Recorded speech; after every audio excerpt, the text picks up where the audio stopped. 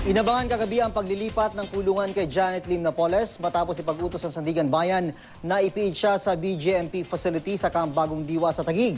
Pero ang paglilipat niya mula Fort Santo Domingo na Onsiami. Mismong pulisya kasi kailangang humingi ng paglilinaw. Nakakulong kasi si Napoles sa Fort Santo Domingo dahil sa utos ng Makati RTC na humahawak ng hiwalay niyang kasong serious illegal detention. Balitang hatid ni Joseph Moro.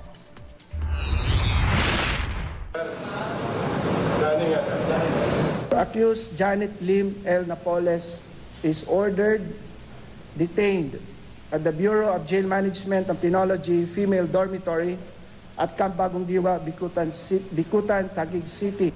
Dahil sa utos na yan ng Sandigan Bayan, goodbye na si Janet Lim Napoles sa malabong galaw na bahay na ito sa Fort Santo Domingo sa Laguna. 11 buwan din siyang idetine roon base sa commitment order ng Makati RTC na humahawak sa hinaharap niyang kasong serious illegal detention na inihain ni Ben-Hur Luis.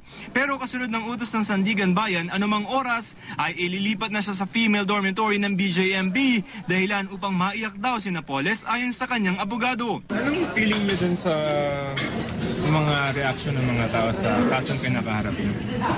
Yan yung have message to them. Pasensya na. Sige lang. Pero how do you feel now? Okay lang. Okay, please pray for me. Feeling mo na lilipat ka ng Taguig. Bahala ng Diyos. Dahil magkaibang korte ang nag-utos kung saan dapat makulong si Napoles para sa magkaibang kaso, clarification.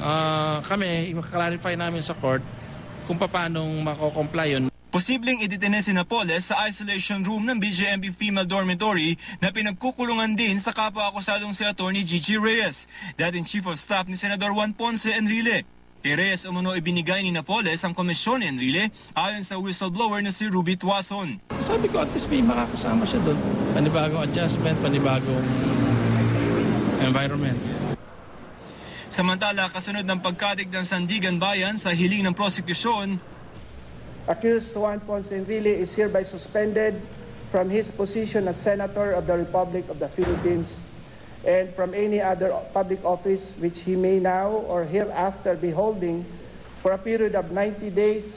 3 buwang sinuspinde ng Sandigan Bayan si Senate Minority Floor Leader Juan Ponce Enrile dahil sa kinasasangkotang pork barrel scam. Ibig sabihin, hindi siya makapag-ahain ng panukalang batas, hindi makakadalo sa mga hearing at hindi pwedeng bumoto sa mga sesyon.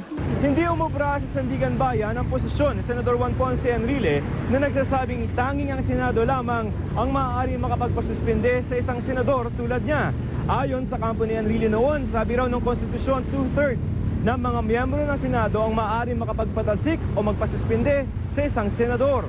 Pero sabi ng Sandigan Bayan, ang binanggit sa konstitusyon ay suspension bilang parusa. Samantalang preventive measure ang suspensyong hiniling ng prosekusyon na batay sa anti-graft law at maging sa plunder law.